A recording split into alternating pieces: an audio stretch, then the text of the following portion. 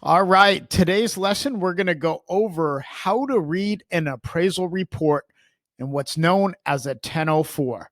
This is a very important report, and as a matter of fact, in most transactions, it's the most important aspect of it because it can make or break a deal. So let's break it down a bit. Oftentimes, you will see a cover letter on an appraisal report where it will just state the appraisal price right off the bat in the cover letter. In this case, they did not include a cover letter or cover page, so you're going to have to do some digging to find the exact sales price in which you are looking for. We're going to get through it, but part of the residential appraisal report, the most important page will be page 2 of that report. And you're going to find that exact value on the bottom left-hand corner.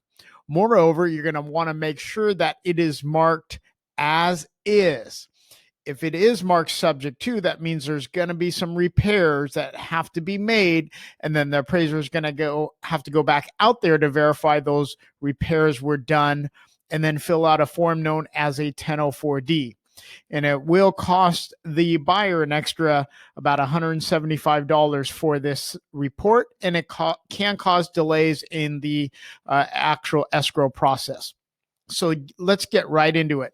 Here you'll see on page 1, this isn't page 1 of the actual appraisal report, but of this document, you will see in the table of contents, it will show the borrower's name, property address, the lender, and the file number. The file number is usually the loan number for the lender. Okay. And in this case, the lender is United Wholesale Mortgage.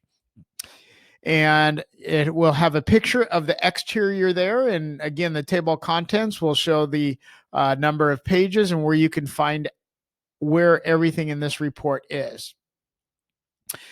This is backed and has an addendum here by the US PAP. And in this case, the US PAP stands for the Uniform Standards of Professional Appraisal Practices. Okay. So did they write this report in accordance with the USPAP? And in this case, they checked yes. And here are just some disclaimers that they have not performed services as an appraiser other than this appraisal report. This isn't too concerning as far as what we need to go over, but you will see here, it does have the appraiser's information here. So in this case, Hudson Hall was the appraiser assigned to this task, the date it was signed, his license number, and the expiration date of the license and effective date of the appraisal. So if you need to find the appraiser's information, you'll find it here. You can also find it later in the report when it shows their license and usually their errors and omissions bond information. Not all the time will you find their contact information on there in case you need to reach out to them.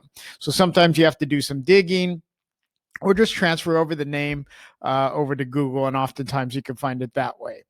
So here is page 1 of the appraisal report. The appraisal report, the URAR, is the Uniform Residential Appraisal Report.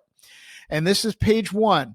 And you'll see on the left-hand side here, it categorizes just different portions of this appraisal report. For instance, it talks about right here, right off the bat, the subject property, or the subject, and the subject would be property address, the borrower's name, legal description of where the property is located, the APN number, or known as the assessor's parcel number here, the occupant, or is there a tenant, is it vacant, is it an owner? In this case, it's an owner.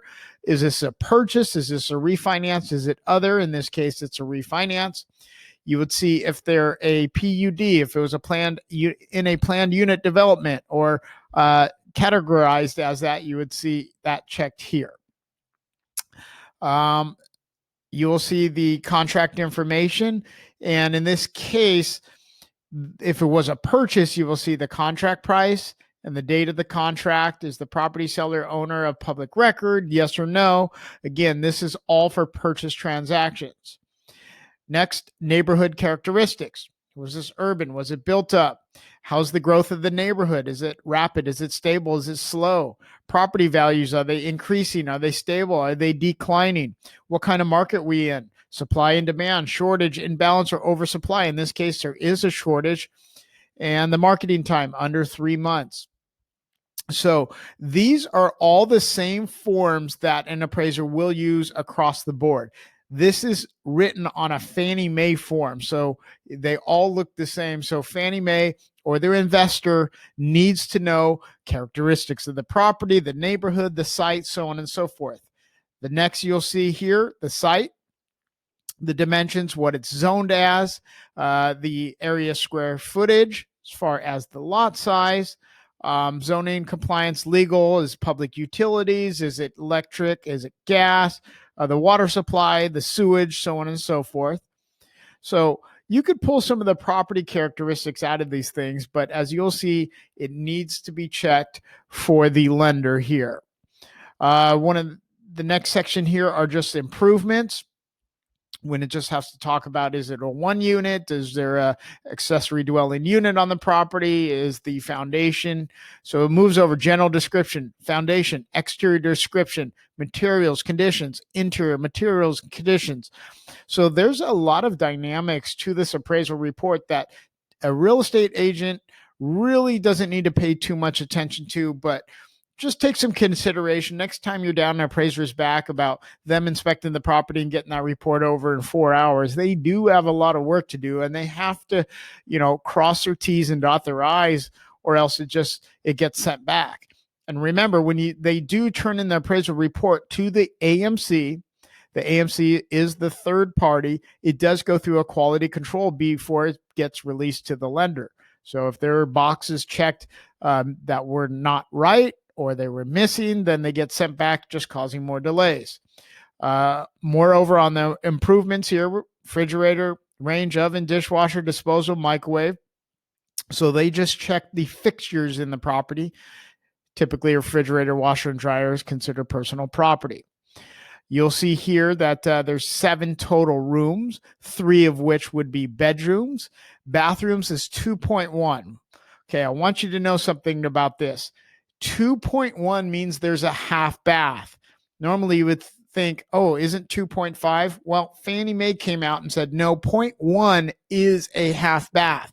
So there's a lot of confusion about that. Don't just think, oh, it says 2.1. What does that mean? That maybe it has just a faucet, instead of a half bath? No, this would be considered a half bath. The GLA, the gross living area, is 1,987 square feet total here. Description of the condition of the property. You'll see here a C3. I'm going to get back to this, but this is another definition in the appraisal report. Essentially, a C3 is a rating of the condition of the property, and the rating ranges from a C1 to C6. A C1 means it's in pristine condition, that most likely nothing in the property has ever been used. Typically, it's a new built. If it was a flipped or remodeled property, the best you'll get typically is a C2, and this property is a C3. And on the opposite end of the spectrum, a C6 would almost be a foreclosure that has tons of deficiencies with the property, things that would be deemed health and safety concerns to the property. And I will refer back to a page on this appraisal report showing you those definitions, and you should study them as well. So there's actually 2 ratings. There's C1 through C6, meaning condition, and there's a Q1 through Q6, meaning the quality of the work done or the craftsmanship done in the property. So are there any physical deficiencies or adverse conditions that will affect the livable soundness or structural integrity of the property? In this case was no. What would be an example of a physical deficiency? Would possibly be such as like a caving roof, a roof that was caving in. Then the appraiser would have to mark that yes, and then make a note of it. Does the property generally conform to the neighborhood, functional, utility style, condition, use of construction? In this case, yes. Okay.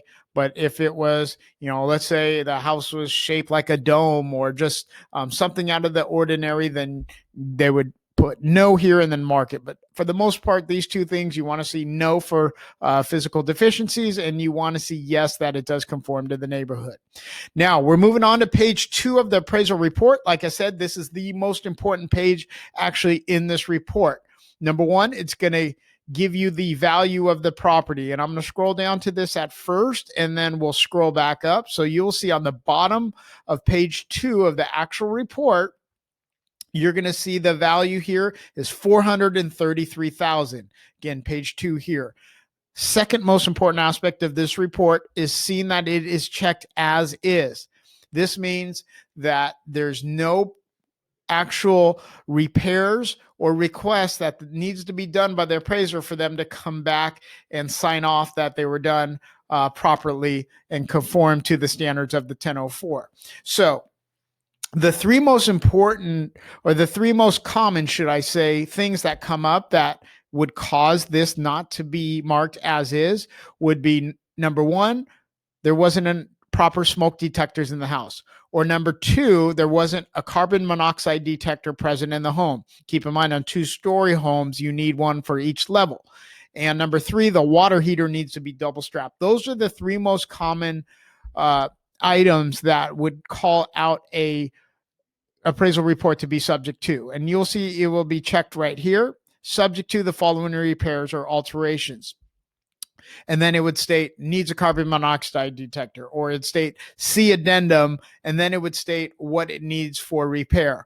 For an FHA loan, it's somewhat common to see that they'll mark it subject to wood siding paneling to be fixed.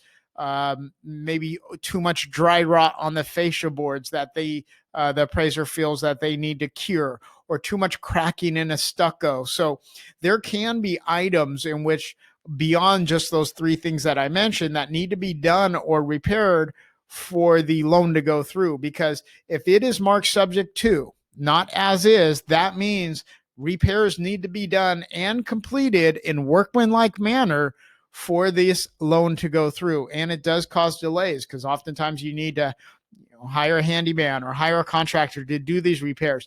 Then after they're finally completed, you need to have the appraiser come back out there, sign off on it, and then the appraiser has to fill out a report known as a 1004D and turn it back in to show that these repairs were done correctly.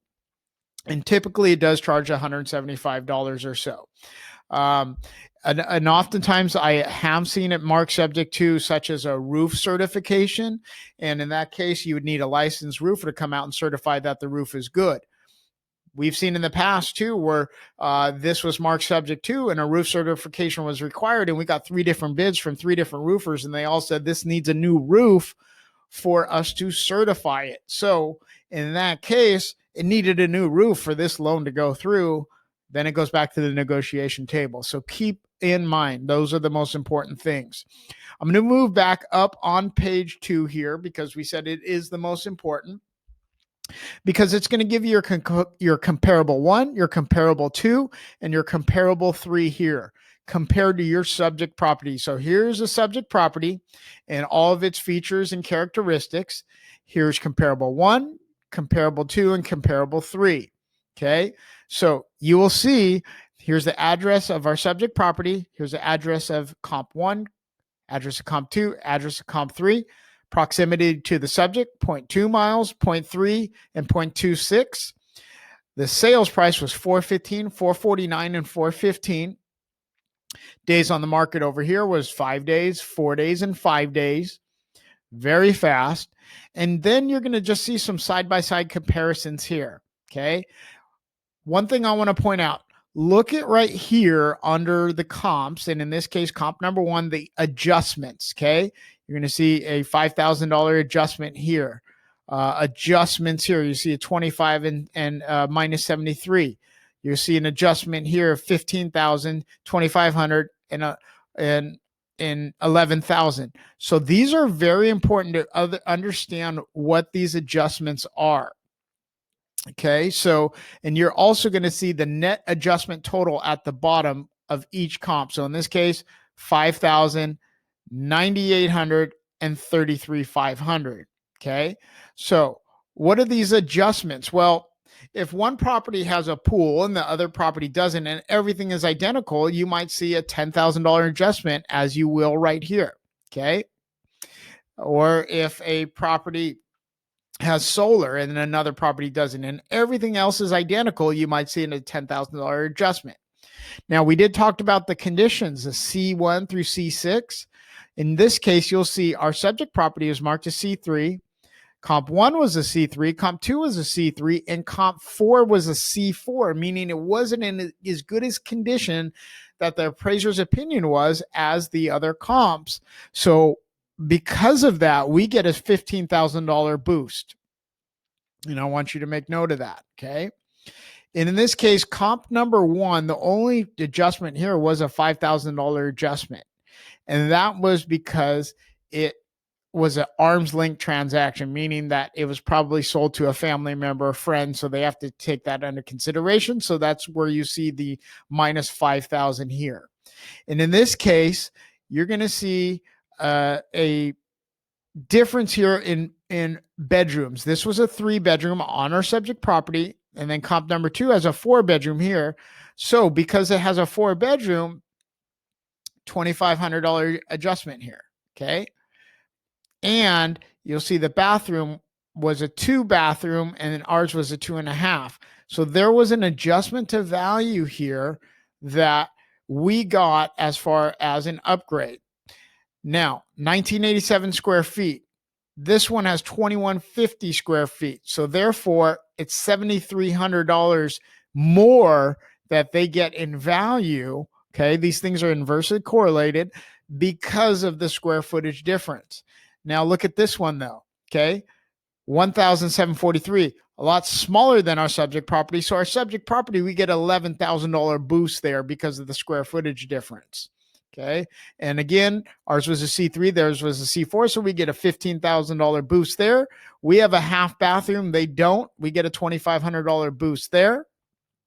And you're going to go on to these things and just look at your net adjustments. And then that's how they adjust from comparable properties down.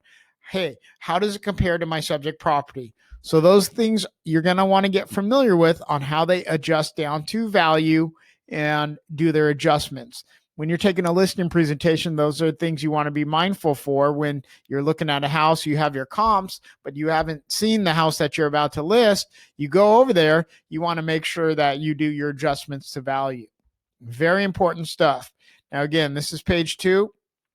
Talks about how we use the sales approach in sales comparison approach here in how we get the value.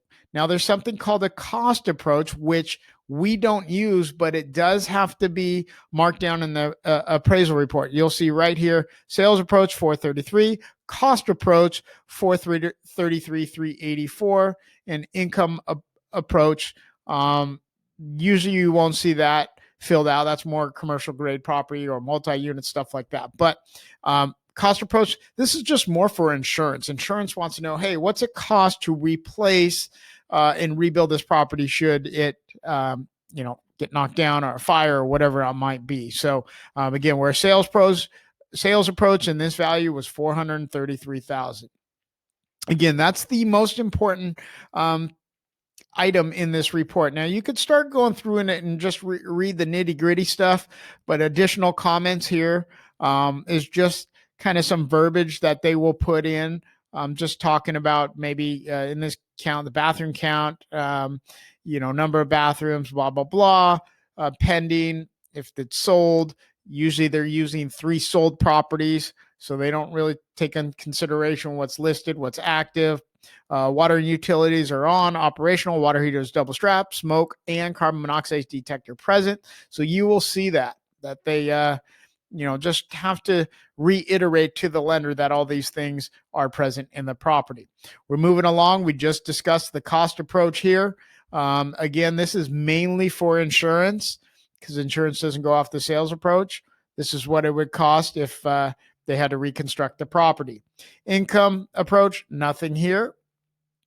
Because this was not a planned unit development property, there's no PUD information here on page 3. So we're ripping right along here. And again, that second page is pretty much the bulk of what you need to know as an agent when you get through this appraisal report. This is just some standard appraisal jargon, just talking about, intended use, intended user, which in this case, intended user of this appraisal report is the lender and the client. Okay. Definition of market value, just some jargon about it. Okay. This stuff you don't really need to know. It's all pretty standard part of the report. Now we're moving right along. Just talks about the certification. Appraiser certifies that they develop their opinion of value of the on market value of the real property based upon the time that they do have experience and knowledge in the area. So again, this isn't anything a real estate agent needs to really understand, but it is just verbiage that an appraiser needs to put in there. Okay. You will see at the end of this report here, the appraiser again, Hudson Hall, like we talked about in the beginning, signed off here, and actually did put their telephone number, so you can just pull it right here and the email address. Sometimes they do leave this blank, so keep that in mind, and gives all the information of them. Then it will talk about the lender that they prepared this for and what email address that they will be sending it over to. Now, you will see in the back of it, sometimes you will see a comparable 4, 5, and 6, but they don't put as much weight on those comps. So obviously comp 1 would be the closest to the subject property. Then next would be comp 2 and comp 3. And those are the main ones you want to look at. But if there's enough comps, they will put it in there. And in this case, there was a comp number 4. They put it in there. Again, C3 versus C4. Our condition was that much better. They give us a $2,500 upgrade based upon that. And because we have a half bath compared to this one, a 2.5 bath, even we talked about 2.1 versus 2.0, it's $2,500 adjustment there. So, and a 3-car, the net adjustments are at the bottom here. So those are the things that you want to be mindful of. And again, that was comp number 4. If there's any additional comments that an appraiser would put in, it goes here. Sometimes you will see if it's marked subject to that, their additional comments would go right here on subject to needing this repair done, blah, blah, blah. Floor is exposed and needs to have carpet or whatever it is. Missing appliances, need that in there. They have a plat map, which is essentially a map of the subdivision or the neighborhood. So you'll see that's usually public record. They'll go ahead and put that in their report as well. And then you will see the subject property. It does come with pictures of not only the exterior, the interior, and some of the features, all bedrooms, and then the carbon monoxide detector, smoke detector, and water heater double strapped. In this case, look, there's a picture of the front and the backyard, picture of the street, which they need to have. And when I'm recording this, sometimes it takes a while for it to catch up. So sorry if it's becoming a little fuzzy there. There's a picture of the garage, picture of their leased solar there. If it was owned solar, they would get some consideration of value, but because it's leased, there's no actual value added to the appraisal report. They have to obviously get a picture of the smoke detector and the CO2 detector present in the home. And then you'll also see more pictures of every room in there, and all the bedrooms, all of the family room, living room, laundry room, the kitchen. So they have to get a picture of every room in the house. And then when it comes to the comps, they just have to get exterior shots of the comps. Now, they can't just use a Google map picture, or they can't use an MLS picture of any of the comps. They actually need to go and drive by comp 1, 2, and 3 to get an exterior shot of it. I've had a lazy appraiser at one time just download the pictures off the internet, and that wasn't good. Sniffed it out, made them go back out there and reshoot. So again, bathroom, bedroom, just a full-on overview of the pictures of the subject property. Okay, we talked about the comparables. Now, our comparable 1 here, they have an exterior shot of that picture, and you'll see it. It just needs for reference. Comp number 2, what we talked about on page 2 of this report, right here. Comp number 3, right here. Exterior picture. Of course, they don't have interior pictures because it'd be very hard for them to go in there. And comp number 4, not as important, but still, here's an exterior shot of the property. There was no comp 5, comp 6. And then next, we'll talk a little bit about the market conditions addendum to the appraisal report. Just talking about how many homes have listed, how many have sold. So they have to do a little bit of digging on the area themselves. And they have to report. And when I say they, the appraiser has to report how many homes and what the supply and demand looks like. The median in this, the median comparable sales price in this case, 472,700. The prior 7 to 12 months, prior 4 to 6 months was 395, and current 3 months 404. So you can see it's in an increasing market, and that's why he marked overall trends right here are increasing. And then inventory is declining. So if you ever want to just take a little bit better look at what's going on in the marketplace right here of the market research and analysis, you'll find it on this page here in comparison to the subject property.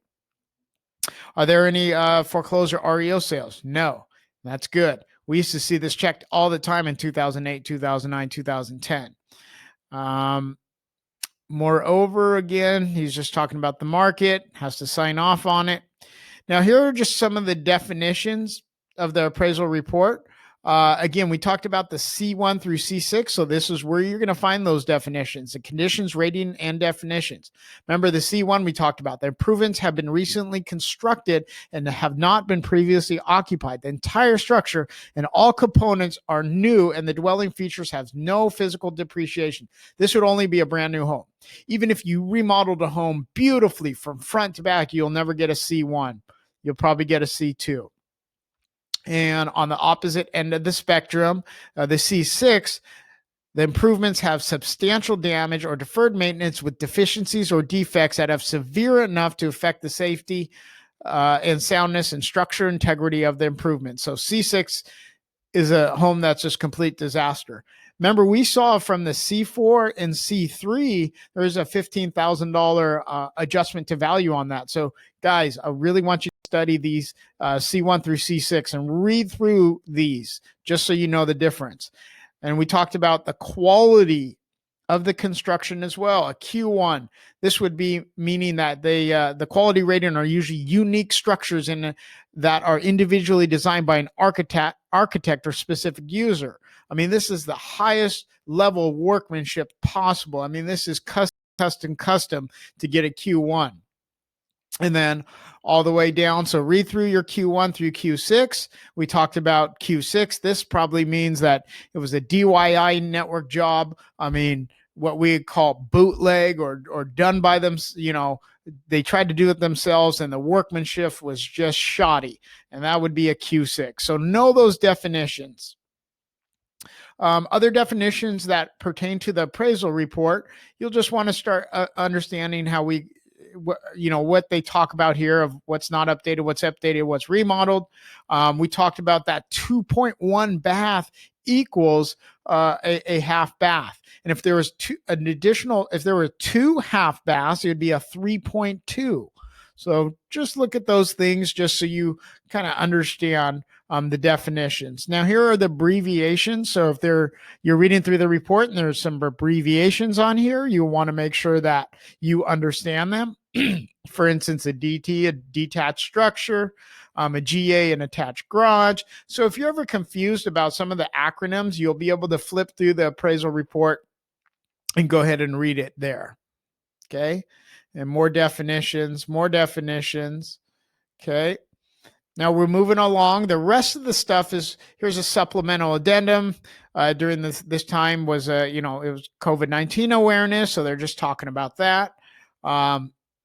Nothing really to pertain to you as a real estate agent on these back pages of the appraisal report. E&O stands for errors and omissions insurance. The appraiser always has to submit these to make sure the policy is intact for the lender, that it's not expired, that they have liability insurance typically at $1 million, as you'll see here. So again, none of the stuff that pertains to you. The appraiser has to show that they're licensed and their license is not expired. So they always put that in part of it. And you'll see here the building sketch. They'll just have a exterior sketch of the building. And this is when they measure to verify the square footage is correct. So you'll see here's the exterior drawing of it and their measurements. Okay, just to verify square footage. And then here you'll get the location map where it's actually located and in comparison to the comps. So essentially just kind of like a Google Maps or interactive map on the MLS here. You'll see that. There should only be about 2 more pages to this report here. Will see an aerial map. So same thing, essentially just a Google map, okay, stating where the property is at. And then the last page is market conditions for the zip code here. And they just threw that in there, okay, with the graphs, median price. Again, we saw this stuff earlier in the appraisal report, but they just reiterated there. So from front to back, talks about property characteristics, neighborhood characteristics, talks about, comparable properties, talks about our subject property and all the characteristics to it, all the pictures to it. So this is a full-fledged report. And now you guys understand why it's so important.